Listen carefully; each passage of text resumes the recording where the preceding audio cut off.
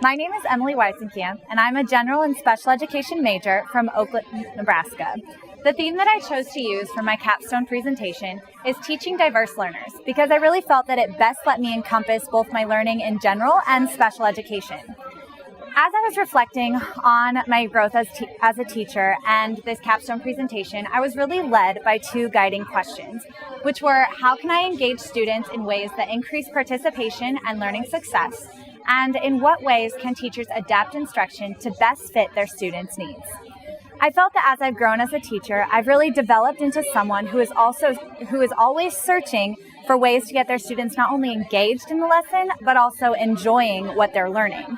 I found that varying participation methods is really important as a teacher, and making those participations adhere to the students' learning needs and strengths is also a great strategy to use. This leads me to my competency statement, which is I am competent at improving student participation and increasing learning success through group engagement strategies and individualized instruction. What I really mean by this is that if I am always looking for ways to engage and support my students, they'll enjoy being a participant in my lessons and also have greater success as learners and individuals. For a moment, I want to take your attention to the sort of theme that I have for my presentation. The book, The Dot by Peter H. Reynolds is one that was really popular with my students through my student teaching practicum. And as I was reading it a couple weeks ago, I really had sort of a light bulb moment. And I found that I could really relate to the main character, which is this little girl who doesn't think she can draw. And her teacher really encourages her to just make a mark and see where it takes her. So she puts a single dot on a piece of paper and signs it in the corner. Coming to class the next day, she finds that her teacher has her dot framed above her desk. And this really sparks her creativity and boosts her confidence to make her say, well, I can do better than that. And that's kind of the connection that I made between me as a growing teacher and her. And I'll explain why as I go through my artifacts. This leads me to my first artifact, which is my first dot, so to speak.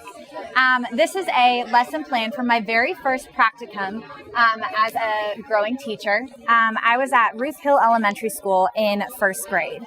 And this lesson was a math lesson that I was teaching on coin conversion. So we were using 10 sticks to represent the tens and ones to represent the extras and finding a new total.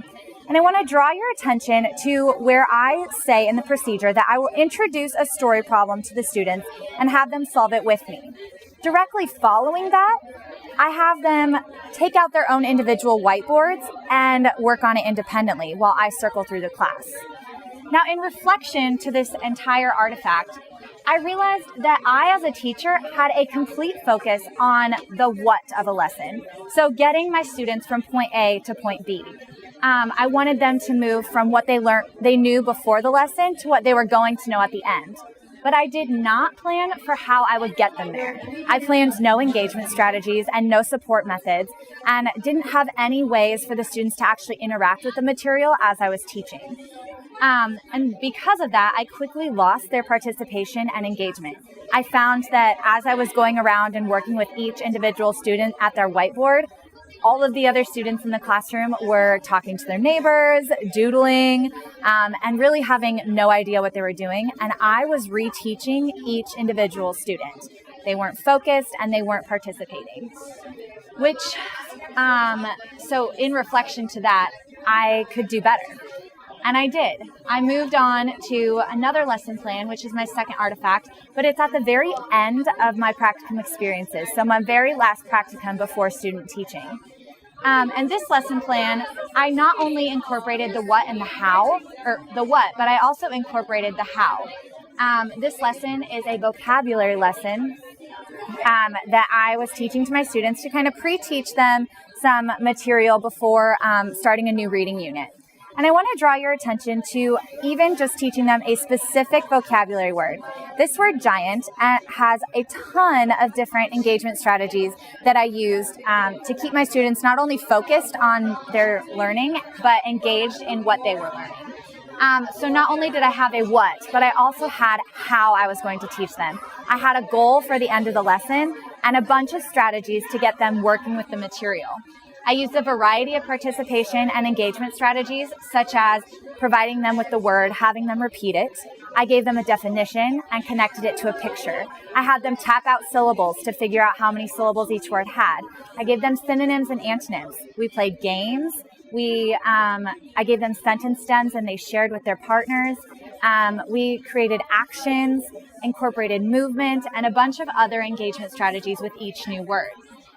And I want to also draw your attention to the fact that I was beginning to consider my students' needs when I was developing these engagement strategies. In reflecting on this class that I was teaching for this specific lesson, I had a lot of busy-bodied and wild kids that really just couldn't sit down for an entire lesson, let alone remain engaged. And so that's why these lessons that I created were so fast-paced and had so many engagement strategies, because we really only spent a short amount of time on each one before we were moving on. And they also encouraged my students that were the most reluctant to participate to do so, because we were doing things such as partner work and games where they had to participate. And this kind of leads me into my next thought, which I could still do better. I began to consider my students, but it was very minimal. I was still not yet competent. My third artifact branches over to the special education portion of my growth as a teacher, because I really wanted to incorporate that. And not only in these was I considering what I wanted my students to learn and how they were going to do it, but I had to take special consideration to who I was teaching.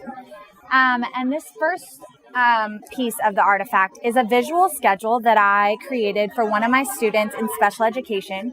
She was a kindergartner that had trouble making it through even a single lesson without massive behavior outbursts. And these behavior outbursts were directly stemmed from the anxiety of not knowing what was coming next. She had trouble not having control of what she was learning. And so this visual schedule really provided her with that structure, and she could easily see what was coming next.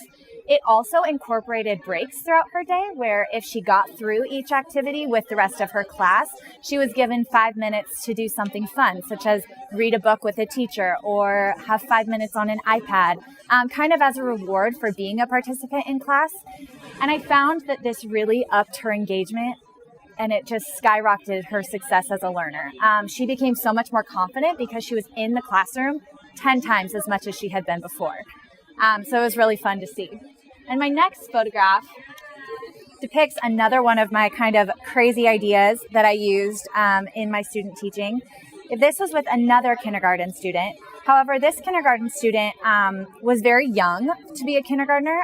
He was more of preschool age. And I think because of that, he has a really hard time remaining engaged in the lesson. He just doesn't have that piece of focus yet. He's still developing that. And so keeping him participating in a whole group lesson was really hard. But through spending time with him, I noticed that he has amazing skills in hands-on activities.